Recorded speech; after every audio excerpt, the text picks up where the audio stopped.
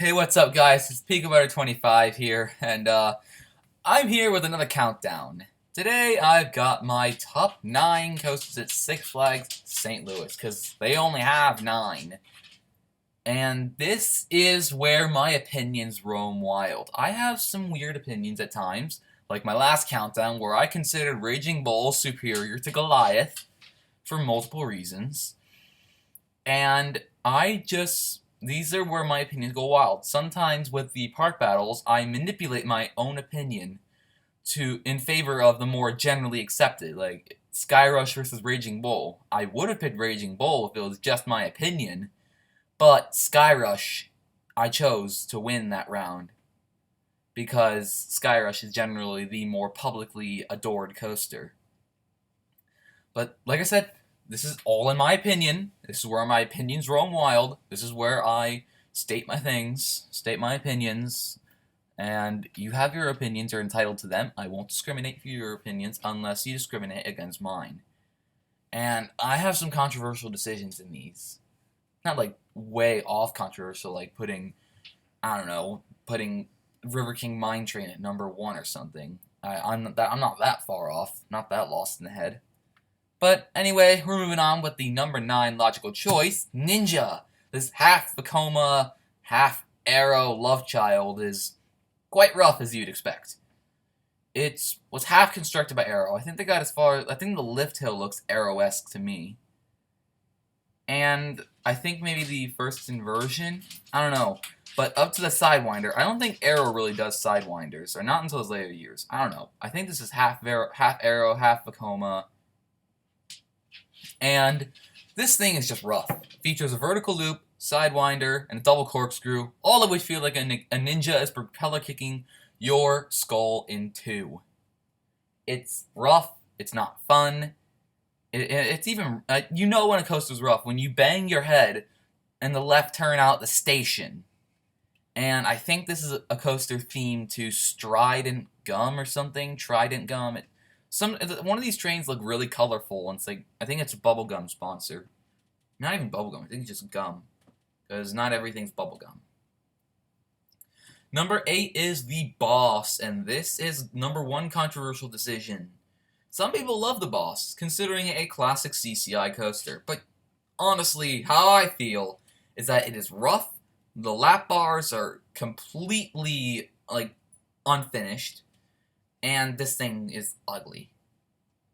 I'll cover the mild topic ugly first. Green, purple, and yellow trains, all 3 of those colors on the single trains, it just looks ugly. I'm sorry, it does not look visually appealing. An all black train, like Demon's black train with the little emblem on front, that's a good looking train with some orange restraints. That's a good looking train, but this, no, it's not. It's not a good looking train. It's kind of ugly. No, very ugly. And this is unbearably rough. The reason being is because the restraints are not padded well. There's a pad right where your lap is, like your hips and your very upper legs, your crotch. But on the outside of both your legs, there's like 2 little metal slivers. They're narrow, they're thin, and they're sharp. And as you're wobbling along the track, you just feel your legs getting cut open by these restraints, these thin metal sheets that are attaching the lap bar to the train. A little padded lap cushion to the train. And frankly, I came off of this with red marks. And I saw one person come off of it bleeding almost. This is honestly, and of course they were sitting towards the back. I sat in, I think, the 3rd or 4th row of Boss, and it was unbearably rough. And it's sad, because this coaster is one of the largest CCIs to date, and is at the very bottom of this list. So low on the list. Not the very bottom. Still better than Ninja, but it's just, this is so low on the list for being so big. Goes to show that size does not always mean goodness. And this is the coaster I feel like this coaster will be RMC'd. I want this RMC'd the most, and this will be RMC'd in the next 5 years. If Six Flags keeps up their deals with Rocky Mountain Construction, we can see this thing be RMC'd as soon as 2017. this thing needs to be RFC'd. It's just screaming for it, because both other wooden coasters at St. Louis are so much higher on this list. We'll get to those later. Number 7 is River King Mine Train. Some of you are probably spouting out steam right now like a kettle, just at the blasphemy of me putting River King Mine Train over the boss. And this is actually a fairly smooth and somewhat fun aero. It has multiple lift hills, so you get a good view of Ninja while you're on the ride, because I feel like Ninja is actually fairly picturesque. It looks pretty good, but it hurts. And this has a few good moments, has some nice drops. I think you get a moment of airtime or two, maybe. Probably being crazy there. And there's a big drop at the end right before you hit the brakes, and that just makes your stomach go up a little bit. These aero mine trains have a reputation for being rough, jerky, and sometimes even boring, like Trailblazer. And this one actually is fairly fun. And granted, I don't discriminate against coasters unless they're like Vekoma 200-foot long coasters. Like kiddie coasters, like, I don't know, Coco Coaster at Hershey Park, or Kiddie Coaster at Six Flags Fiesta, Texas. Those I discriminate against. However, if it's a mine train or a spinner or any sort of family coaster, I'll give it a shot. I'll give it a shot and possibly even rank it higher than some of the worst steel coasters out there. And this has actually turned out to be fairly smooth. It's not jerky unlike Adventure Express or Dahlonega. It's got a good layout unlike Trailblazer. And honestly just is often overlooked, and so it has very short queue lines. This was the shortest wait I was on in the day, despite it being the last ride I was on because I forgot it existed. Even I forget sometimes. And it was right in the middle of the park. Sure, the entrance is a bit secluded, but this was like a 10-minute wait. Almost a walk-on. I mean, I think Dahlonega and Trailblazer were both walk-ons, but this was a 10-minute wait on a weekday in August. At about 2 or 3 p.m. So, yeah. Moving on, we're going to have number 6 is Pandemonium. These Gerstlauer spinners just speak for themselves. They're ideal family coasters. They are fun, they're compact, they're not too tall, not too fast, and just generally crazy fun rides. They're not as fun as being in the back row of Raging Bull, which in my definition probably the most fun ride ever. Well, at least backseat only. Front seat it's kind of forceless. But enough of Raging Bull. Back to Pandemonium. These can be found everywhere at Six Flags. I think Fiesta, Texas, New England, Mexico, here, maybe even over Texas, if I remember correctly. We can find Gerstlauer spinners a lot of places. And sure, Six Flags has kind of gotten into hot water with Gerstlauer after the construction of Daredevil Dive. So, I mean, we probably won't be seeing another one of these for a while, if ever, at Six Flags. But it's just a fun clone coaster. It's one of those clones where there's nothing wrong with it. Sure, it's not as nearly widespread as the Boomerang or the SLC. Probably like a dozen of these in existence in the US. And it's just generally fun. And generally a good clone. Good family coaster. And one that if I ever ran a park, I'd probably put one of these in it as a family ride. Because these are very good. Number 5 is Boomerang. This is a used Vekoma Boomerang introduced to the park in 2013. Formerly Flashback at Six Flags Over Texas. Yeah, Flashback. Anyone remember that, you Texas natives? And this is just another Vekoma Boomerang. Like Pandemonium, it just speaks for itself. It's just another Boomerang. I personally like Pandemonium clones in terms of uniqueness more than Boomerangs. And this one's actually one of the worst Boomerangs out there, being that this one kind of crunches onto the backwards lift hill. Because, you go through the Cobra roll and the vertical loop forward, you go up that spike, and you kind of go onto another lift hill that pushes you up to the top of the spike. It kind of crunches onto that small chain lift, causing sudden and mild discomfort. It's like, oh, it's just kind of like when you hit a sudden stop. And it's my only gripe with this coaster. Maybe its efficiency as well, but the restraints are those thin Vekoma restraints or thin later era restraints that are somewhat flexible, and it's a good ride. It's a good ride, honestly. It's a good ride, but it can be only so good because it's an Arrow. However, I do like the color scheme. It looks very bright compared to everything else in the park. It's the brightest coaster in the park. American Thunder at number 4. And this is another one of my controversial opinions. This and the last wooden coaster at this park, a lot of people will probably change up for positions, but this is my second favorite GCI behind Lightning Racer. And this is the smaller GCI, one of the last ones ever installed at Six Flags. I think this and Apocalypse are some of the last ones. So I think there's a total of 3 now, but used to be 4 at Great America or at Six Flags parks. Apocalypse, both Roars, and this.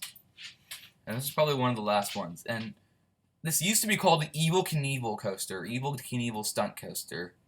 But was renamed to American Thunder after Six Flags started cutting licenses at the turn of the decade, and including Evel Knievel, Thomas the Tank Engine, Tony Hawk, the Wiggles, and more. And in 2015, for the duration of Fright Fest, it's the MLB playoffs, Chicago versus St. Louis, big tension, division rivalry, and Chicago. Well, I'm not going to spoil that yet, but Chicago, Great America and St. Louis, they are in a battle to rename one of their rides. Great America challenges St. Louis that, hey, if our Cubs win this the playoff series, then your American Thunder is going to be renamed Cubs Thunder. And that's exactly what happened.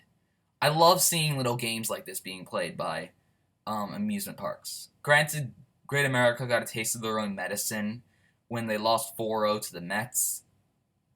The Cubs lost 4-0 to the Mets. And Goliath got changed to Go Mets, which is not as clever as Cubs Thunder. I mean, they would have named King to Cubs for the remainder of the baseball season or the Fright Fest or the operating season or whatever. Granted, this will be back to American Thunder when Six Flags St. Louis opens up again in probably April. Like Great America opens again in April, and St. Louis isn't too far away, so I'll say April is when Six Flags St. Louis will open for the first time of the year. But all that aside, it's a good coaster. It's a bit rough. It's a tad rough, but not too bad.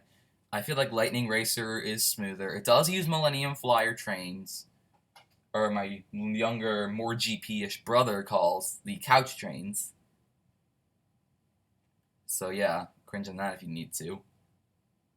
But American Thunder, good GCI, good one overall, and I really hope that Six Flags can work with GCI a bit more.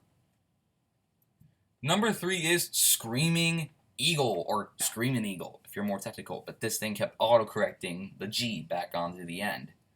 And this is a highly underrated coaster. This is in my top 30. This is smooth, fun, and provides good airtime.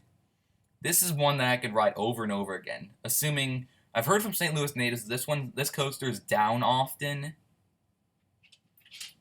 And unlike Great American Scream Machine, this is a very good ride in an L-shaped layout. As you can see, it's very secluded in the forest. A lot of it is in the backwoods, in the forest. So it's kind of like Boss. It's just out in the forest, out and about, and it's very secluded. Only the forest can hear your screams. And as you can see, it's just generally you go up the lift hill, down, there's some airtime hills. Big and small, turn around, more airtime hills, turn back, more airtime hills, bank left, or bank right, more airtime hills in the end. And it provides some good airtime. This thing is just awesome. This came close to beating Batman the Ride for second place. But it was just short. I had a hard time putting this over Batman the Ride. So considering the fact that I've heard this thing goes down often from St. Louis natives, I've heard this thing I have its bad days. I have to take that into consideration. But when I rode, it was pretty smooth through. It was the smoothest wooden coaster I'd ridden. And it had good airtime, very fun, and just I didn't understand why it's under the radar. It was a very short line as well. I mean, not as short as River King, but it was a short line. This thing also was a bit hard to find because all the way back in the secluded entrance of a gift shop right by the drop tower, up on the top of a large hill. So it's very secluded. So yeah, number 2 is Batman the Ride. And this is your typical Batman the Ride clone. This one, honestly, is not a clone of the original, A Great America. This one's a mirrored layout, and is an exact clone of Goliath at Six Flags Over Texas, because both of them bank left, or bank right at the beginning instead of left. The typical Batman the Ride banks left at the beginning of the ride. But this one banks right. This one can be found right at the entrance of the park. If you go right to the main entrance, turn right, you're basically at Batman the Ride. And Ninja's very close to that as well, but you probably wouldn't ride that. I mean, the next closest to this is number 1 and American Thunder, and that's on the left side of the park. But this is right out, presenting itself to the front of the park. It's a Batman the Ride clone, but this one I found slightly snappy, somewhat jerky, during the turns and inversions.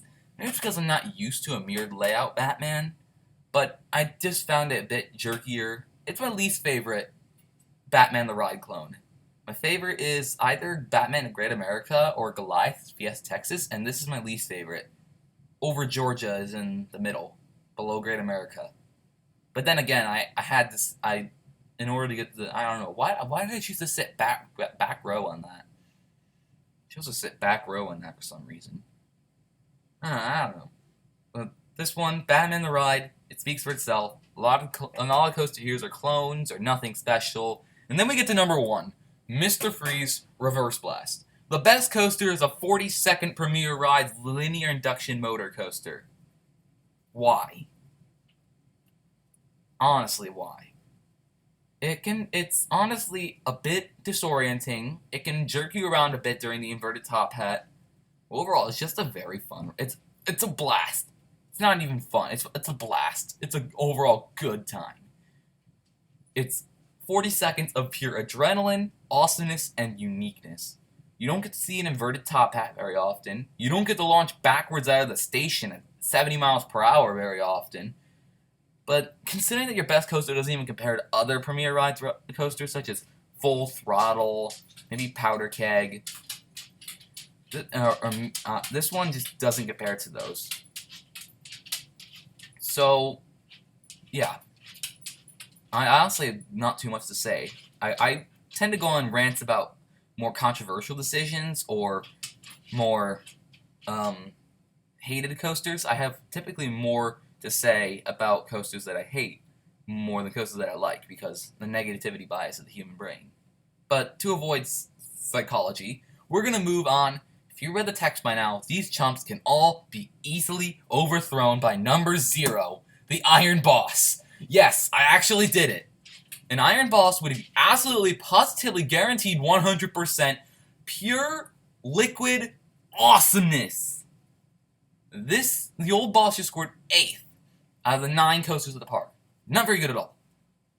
I have so many reasons why this would be RMC'd. Better restraints, a very picturesque ride, a very strong and long layout, terrain coaster, spaghetti bowl sections of track, lots of opportunities for bank turns and inversions. Putting the old boss out of misery because it's rough. This is honestly the coaster I most want RMC'd. This is the coaster that will be RMC'd, should be RMC'd, and I want RMC'd. All that. RMC everywhere, just painted across the coaster. I just take a golden Sharpie and scribble RMC right at one of the side rails of the lift hill or something. Just summon RMC and make magic with this thing. Granted, Iron Boss is a tentative name, so it could be named something different. Let's just hope it actually has boss in its name, unlike Discovery Kingdom. Why you put Roar in that name? This thing can easily overthrow its chance and become Six Flags Fiesta Texas and Six Flags Over Texas style, where the best coaster in the park is an RMC. Sure, other coasters with arms, other parks with RMCs like Magic Mountain and Six Flags New England. Some could say, I mean, Twisted Colossus is a disappointment. So I'd probably say that Tatsu is better than it. And then you have New England, which Wicked Cyclone. I haven't heard much about it lately. I've heard it loses pace very easily, and it's kind of sluggish. And a lot of people will probably put Bizarro over it. I don't know. I haven't been to Massachusetts since I was 2 years old. And honestly, this thing will easily become the best coaster. Long, fast, intimidating, enjoyable, sheer liquid awesomeness. Honestly, I want the boss to be RMC'd. I just can only imagine the magic RMC it can work with this thing. And on that note, guys, I bid you adieu. I hope you've enjoyed this video. Do whatever you feel like. If you want to try and debate with me, I've been to Six Flags St. Louis, so I know what I'm speaking about a bit. And after all that aside, I would like to say, and take this moment to say, peace.